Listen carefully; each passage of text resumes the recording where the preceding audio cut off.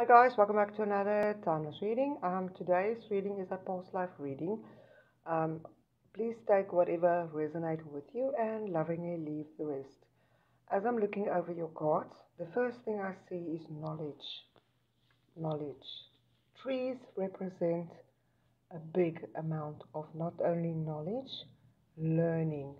Um, this is also a very big indication that you have been on this planet a very long time. So you had quite a few, how can I say, lifetimes. Due to the aura that was torn or is torn, a lot of phobias crept in, and this is basically where it came from. Strengthen your aura by healing it, and then you are a writer at heart. This is what you are good with and born to do with.